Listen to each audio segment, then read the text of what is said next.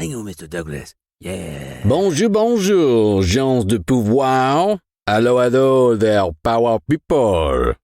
A pleasure to be with you once again. I am Mr. Douglas, and we are here delving into the delicious excerpts from Ingo Swann's Secrets of Power, Volume 2.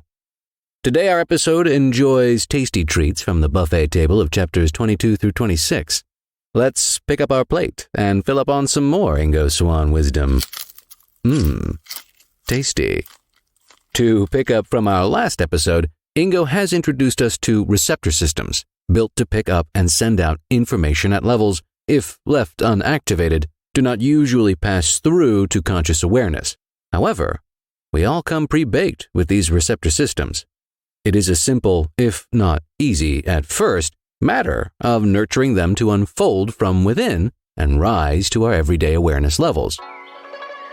The first excerpt from chapter 22, we'll get right into it, discusses this very aspect of our living our lives. Let's chow down, shall we?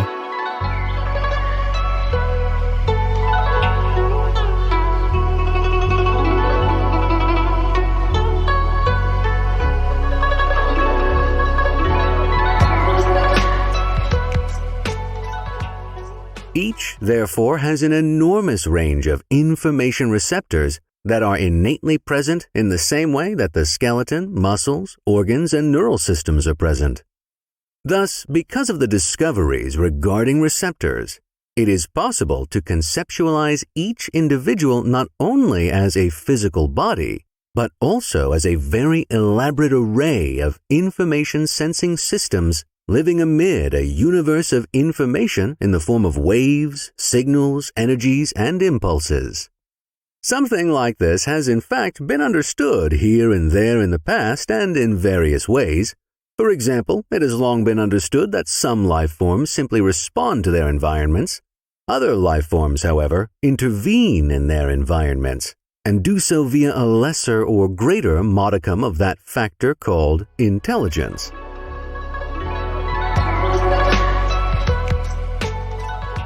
So, we as beings having this human experience can be considered also as an elaborate array of receptor systems, swimming in a sea of information that takes the forms of waves, signals, energies, and impulses.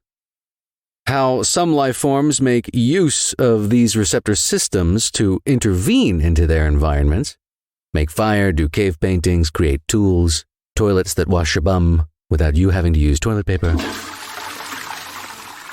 And do that with the power we like to label as intelligence to a greater or lesser degree. It's this intervening, this taking action, making a change in our life, in our environment.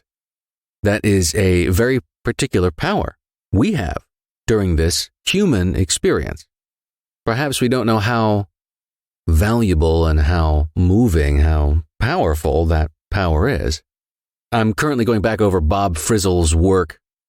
Nothing in this book is true, but it's exactly how things are. It's a very interesting book. It's good book. Riveting read. Goes through ancient human history, ancient Earth history. It's very interesting. Not the first time I've come across it. Talks about Atlantis, two different races coming down. I mean, it gets into it, and it's very interesting to read. It's very interesting to consider. Do I subscribe to it? I don't subscribe to much. But I enjoy chewing on as much fringe as I can get my mouth around. As he writes, and as many others have made the statement, that we are led to believe that our thoughts and actions really don't do much more than affect our inside or local reality, but this couldn't be further from the truth, according to Bob. All our thoughts and actions, our acts of intervening in our environment, interior or exterior, have a huge impact, much more than we could ever be immediately aware of in our regular waking state. The ripples that you put into the pond of the universe are felt in the signals our receptor systems are tuned to. Send out open-minded, fun, inquisitive, productive, empowering, generative ripples. Send out the good ripples. Send out those good vibes. They do interact with other ripples and eventually ripple back. And so we shall ride this ripple into the first of two excerpts from chapter 23.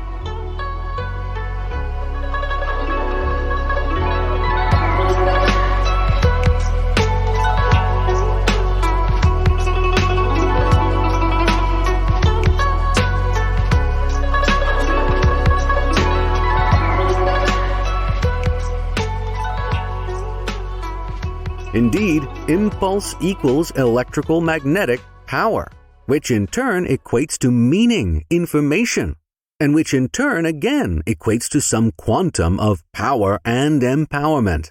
Via the observations above, it can now be seen that electro-information impulses have some vital relevance to the status of power and empowerment, not only regarding a given individual, but also with respect to sources of power external to individuals. This is much to say that where there are few or no impulses, there will also not be much power. So to speak, the action is where the impulses are, or vice versa.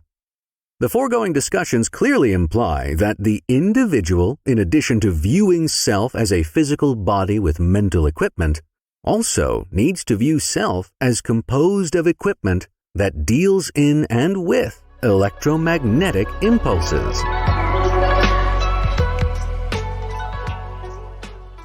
Impulse equals electrical magnetic power equals information and meaning equals power and empowerment. I like this mathematical perspective setup. And Ingo walks us to the next bit. Where there are impulses, there is empowerment. The fewer the impulses, the less empowering the environment. Not a lot of empowerment going on with the impulseless couch potatoing beyond scrolling through streaming services to see what show you'll settle onto next. Also, not knocking the Netflix and chilling at all, there's times and places for those kinds of activities. But the point remains, placing yourself in an environment with more impulse-inducing information seems to be a net positive when it comes to empowerment. As Ingo says, quote unquote, the action is where the impulses are. Positive or negative, the impulses will get you going. I'm going to follow that impulse to get us into the second excerpt from chapter 22.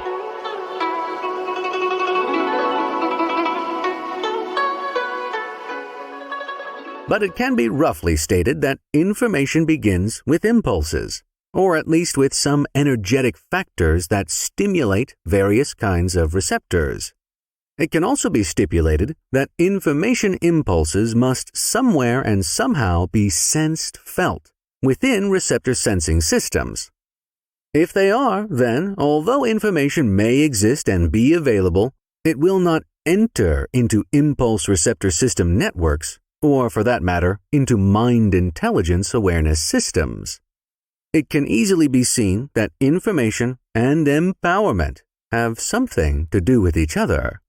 It can also be seen that if information and its implications are not sensed, felt within individual mind intelligence power systems, then whatever the information might consist of will remain absent in those systems.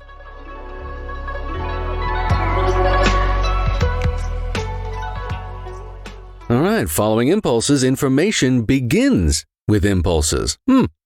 If we can sense, feel these impulses, we get the info being carried by them. If we don't sense, feel these impulses, the information remains absent from our awareness. This is why empowering ourselves via cultivating and nurturing our innate receptor systems and the powers associated with them is more important now than it ever was before. Now. It's important now. We are bombarded with crappy propaganda, right? Crapaganda. And all sorts of agenda-laden messaging that has very little to do with putting us in an elevated and more empowered position. Scrolling TikTok, at least here in the West, will rarely put you in a more empowered or potentially empowering position. To empower ourselves is to provide more awareness of impulses and information carried through them, thus providing us with more optionality when it comes to making decisions and acting and influencing on our environment moment by moment in our living our lives. Right, preach, blah, blah, blah, I know, but for real, more awareness, more information, more optionality, more empowerment. More empowerment, more freedom. More freedom, more living your life on your terms. All right, moving along to the first of two excerpts from chapter 24 now.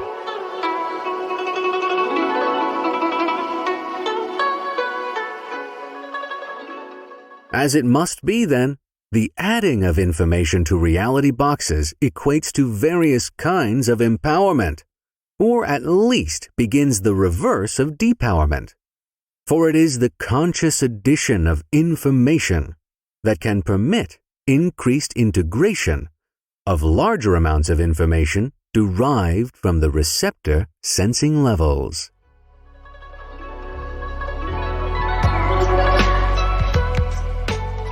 And that's what Ingo just said. Ingo just said it in a much more erudite and accessible way, what I rambled on about there before this excerpt.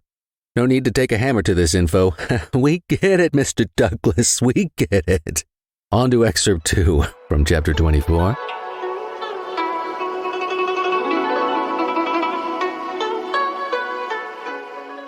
It is, however, necessary to comprehend that the 5 physical senses and the receptor sensing systems do not sense things in themselves, but sense pulse-like information about them.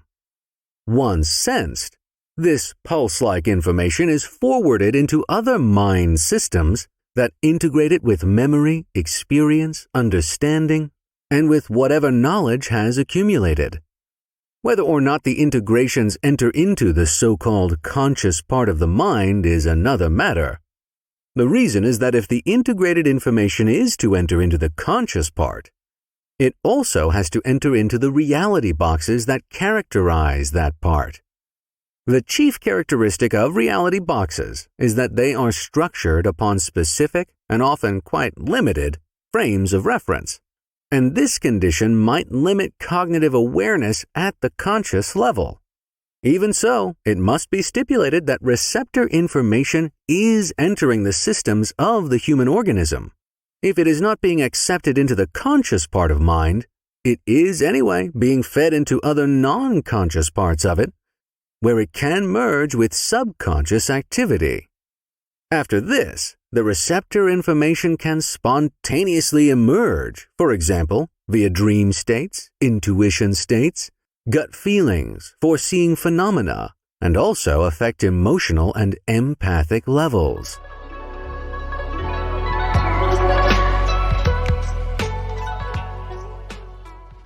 Okay, we're getting into the nitty-gritty on how our receptor systems work. Ingo gives us a play-by-play here, which I appreciate. Understanding the stepping stones information must cross and what friends it accepts into its party along the way to the conscious part of awareness is helpful. He also makes the point that for us to be consciously aware of the information, it's got to filter through our reality boxes that pertain to the information coming in. If our reality boxes are fit as a fiddle, then we can handle and make use of the info. If our fiddle is not fit, well, there will be no music making based on the information, no matter how valuable and useful it may be. Our reality boxes are built upon frames of reference.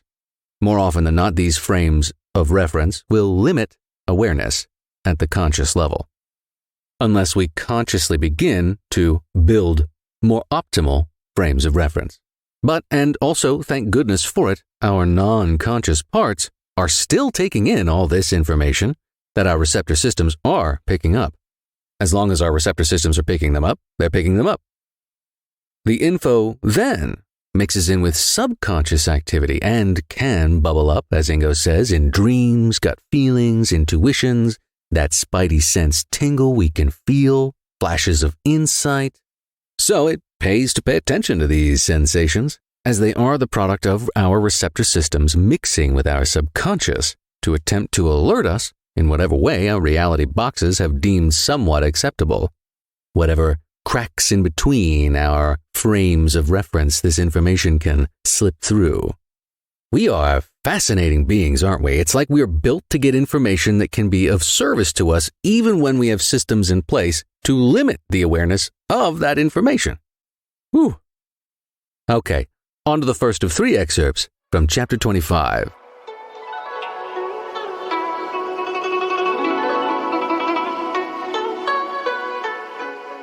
The discovery of telepathy receptors.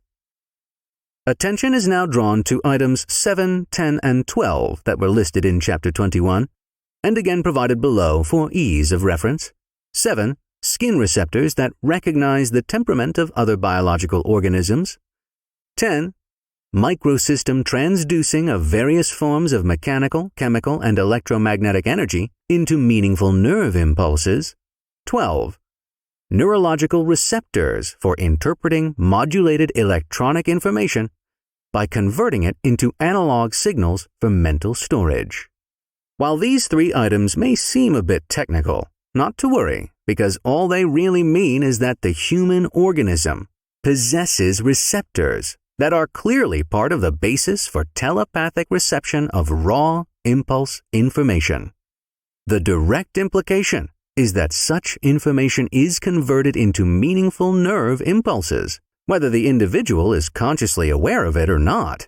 The direct implication of that implication is that the human individual can, in potential at least, consciously recognize the meaning of the nerve impulses, providing that one has not become consciously insensitive to them. But even if one has been educationally conditioned to be consciously insensitive, there is often tendency of telepathic nerve impulses to break through into consciousness anyway, and so the individual experiences an event of spontaneous telepathy.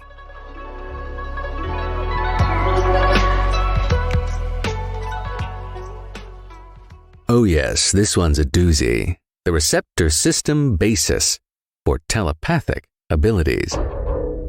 We have amongst our myriad receptor systems whole systems in place specifically for picking up what other people are laying down and sending out what others could then pick up. And even if we've let these systems get dusty on the shelf because society told us they were useless or were byproducts of imagination, whatever that is, they still kick on with strong enough impact that we'll get spontaneous experiences of telepathy. I.e., that friend getting in touch with you after you had a distinct impression of them, a very real feeling of discomfort or danger around a person, place, or thing, any noun, really. The compulsion to go left instead of right and avoiding a falling piano. We've all had those experiences. And in all seriousness, I've had an experience before where I had that sensation. I ignored it. I had one just before I got mugged on the streets of Chicago, and I ignored it. I had a distinct sensation that something was up. We're coming back from a hookah joint. I may have told this story before. I probably have. I had just come back from a nice mini vacation with my folks and visiting my aunt and uncle. It was a great time. We were in the West Virginia wilderness, enjoying the hot springs area there. Very therapeutic. So I'd flown back and I was hanging out with a friend and then a new friend who's become a great friend. And we had gone to go enjoy some hookah in Lincoln Park in Chicago. And it was not that late. It was like 8:45. People were out jogging. They were out walking their dogs. It was dark. This was in August, I think. Anyway, we were walking down the street and I spot this dude, right? It was a black dude in baggy jeans and a baggy white t-shirt, acting like a lookout in the middle of the sidewalk, not using the sidewalk, not walking on the side, standing there looking back and forth, not like what you would normally notice sidewalk behavior to be, at least in my experience. I had a distinct sensation that something was up, something was not normal. I remember that sensation. It was like a low, fuzzy buzz, like in between radio stations and the volume turned up slightly, and it felt like the words, "Whoa, strange, watch out, pay attention." And then another portion of my mind chimed in saying, "Hey now, don't be a racist." And I'm not a racist. I could care less what the color of your skin is. I care about behavior, skill, talent, mindset, communication. Clearly, it's what I talk about here. I care about psi and empowerment and, all the cool stuff. Aliens. But, all right, so that culturally imposed thought that my spidey sense should be attributed to me perhaps being a bigot got me mugged. I ignored that amazing receptor system response to the unsafe situation at hand in the moment. I ignored it, but I remember it. I ended up I got the shit kicked out of me. I had to get minor facial reconstructive surgery. But I also had an out-of-body experience. So, I mean, there were, now that I have great distance away from the experience, I got a lot out of it. I did leave my body and was able to look up at it. Did not feel any pain. I could see them wailing on my face, stomping my face out. And I did have the thought, oh my goodness, I could die right here. Oh wow, it's happening. But then I didn't, and I right back into my body, and I was able to get up. It was crazy. When I left my body, I had very clear vision. I have terrible eyesight, and I wear really thick glasses compared to the average individual. And when I back into my body, they had, really done a number on my face, and my glasses were like, I couldn't find. A friend of mine found them, but I couldn't see anything. Everything was just foggy and bloody. Anyway, I listen and take heed a lot more keenly now. It was a wild time. I still love my memory of that city, regardless of that situation. Okay. Next chapter 25 excerpt. Here we go.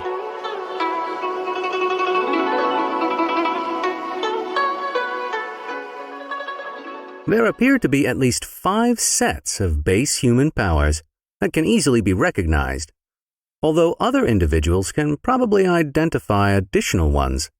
There are the powers empathic and telepathic, the powers of observing and the aware, and attention powers. These powers can be thought of as fundamental or basic, since altogether they formulate a base upon which additional powers can become active. Although quite different in obvious and subtle ways, these 5 sets of base powers have important factors in common.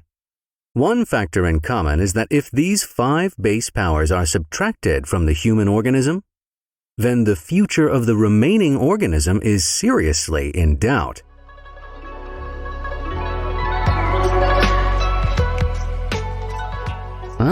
Now we get to start to build this base. Ingo says there are at least 5 sets of base human powers: empathic, telepathic, observing, aware, and attention powers. These 5 act as a base upon which others then are built up from.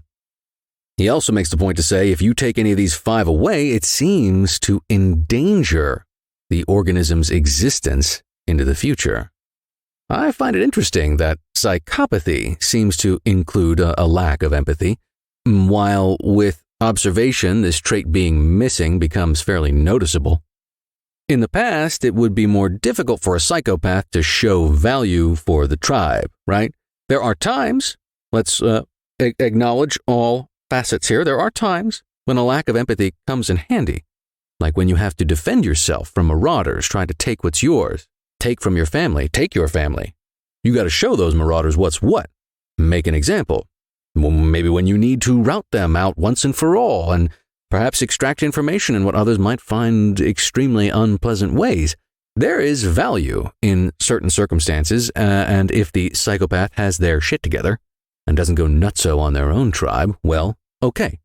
But today, our society seems set up, in the West at least, to glorify this lack of empathy, and we have anti-heroes all over the place in media, fictitious gangsters and corporate leaders, as well as glorifying real baddies in true crime podcasts and Netflix specials. Hey, there is value in almost all kinds of media. I used to love Survivor, so, no judgment. But you get my point. There's a glorification of this stuff. And let's not forget the real life business and government world, along with the intelligence apparati that seem to be making decisions leaning harder and harder for a happy bottom line or agenda execution. Humans' well-being and happy sentiment and life be damned. Also interesting is this very same societal setup is the sharp absence of recognition and cultivation of these 5 basic sets in any specific official sense whatsoever. There is no school, as we've discussed at length in Volume 1, there is no power school. Nothing. When I went to the conservatory school, there was certainly a lot of empathic and awareness and attention and observing training, not so much in terms of, awesome ESP powers, but you get pretty close in some instances. But again, no official school. It was all couched in performance. There is no official celebration or cultivation of empathic, telepathic, observing, aware, or attention powers in our society. Imagine if you could take a summer camp that would expose you and cultivate your awareness of those powers. Ooh, how exciting would it be to go back into the school year? How exciting would it be to get back into the autumnal season? Yeah, I took 6 weeks. I went to the beach. I trained up my telepathic and empathic powers. I learned some really awesome observation tactics. I'm just a little more aware now, and my attention is able to settle. I'm a lot more settled, bro. Okay, all right, on to the third excerpt from chapter 25, which ties right into this one.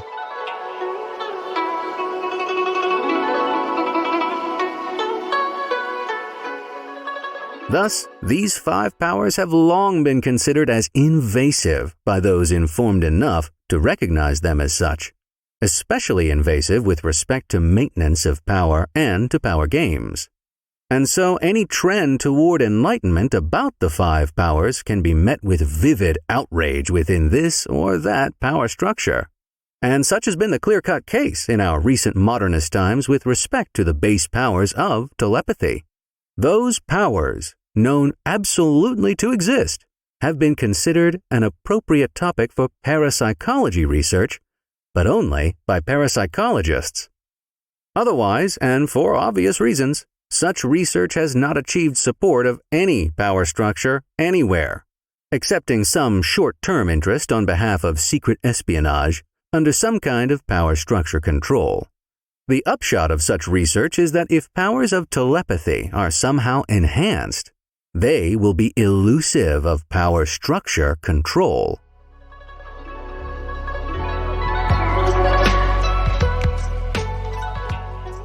Ingo is making the same point I just made moments ago. The only place it gets any kind of daylight attention is in parapsychology. And he also says in the shadows, shadow government, black budget programs. Who knows what some real well-paid corpo projects are getting in research and development, but in the shadows they do get some leaning into under strict control. But by and large, bringing this stuff up in the average everyday is met at best with flippancy, and more often than not, with anger and aggression that it was brought up or has legitimacy in the first place. What are you wasting your time with that? Why don't you get a job? But hey, that's real. All right. Last excerpt for this episode is from chapter 26.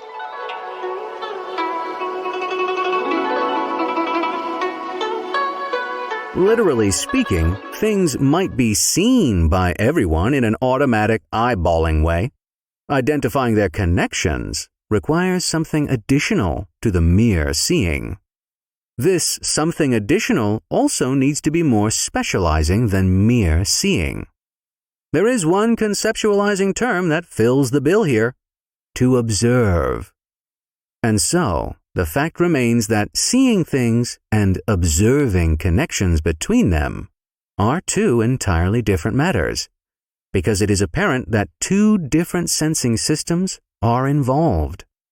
In this rather roundabout way, we now arrive at the human powers of observing, and which, in some dictionaries, are actually indicated as powers.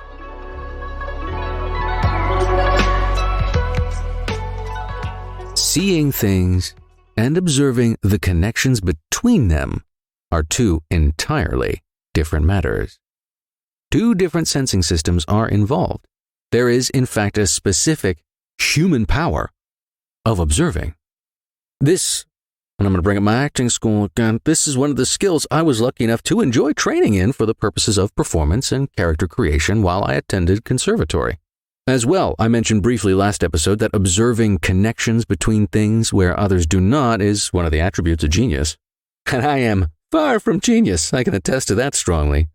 However, the power of observation will meet you as deep as you delve into it, the rabbit hole of what kind of connections you can observe seems to be endless. That alone is exciting as it pertains to the potentials of empowerment. One of the first ways of observing I was trained in was how individuals hold themselves and what a body posture is communicating, both to the environment around them as well as the individual interior life in for themselves. Leaning back in your chair with your hands resting on the back of your head, elbows out, tells those around you you are relaxed and in control, even pleased by something in the current moment. It seems also to echo this sentiment inside yourself, raising interior levels of confidence. There is a TED Talk on this. I watched it, maybe a decade ago, but it was all about body posture, how looking up to the sky when you walk will actually raise your happiness and confidence levels rather than looking down toward your feet, which makes you wonder about everybody looking at their phones when they walk around looking down like that. It's going to do something to your mood. Standing with your hands on your hips, just walking around your house with your hands above your head, just raising your hands above your head where nobody else is around for a little while will actually lift your mood. Don't judge me. Give it a shot. Give it a try. See what that body posture does. Observe your body posture. But anyway, people positioned with their hands behind their head, with their hands above, just in a relaxed position, they rarely sound nervous or anxious. Now compare this to being hunched over, with your face and eyes squinty and hovering dangerously close to a screen. Observe the difference in disposition of these people. Maybe they're a little bit more anxious, maybe a little more frustrated, maybe, you know what I'm saying? We've seen them on the side of the street. I've caught myself walking down the street, just scrolling. I don't like that song. Give me a different song. It does change your disposition. Give it a shot yourself. Feel the difference in yourself. All right, that will do it for us in this 5th episode of Exploration into Volume 2 of Ingo Swann's Secrets of Power, here on Hanging with Mr. Douglas. If you have enjoyed this, please clicky, likey, subscribey, share, and comment your experiences of your powers of observations. Do all the fun things. I enjoy it. There's a bell somewhere, I think, so ring-a-ding-ding. If you want to take the full ride, both volumes of the audio versions of Ingo Swann's Secrets of Power are available on Audible and Amazon. There's a link here in the description. You can find it on mrdouglas.com, mist3rdouglas.com as well. Most definitely visit ingoswann.com, ingoswann.com. Get further into the wisdom Ingo shares with us all. And until next episode, enjoy experiencing your observation powers. Thanks for hanging.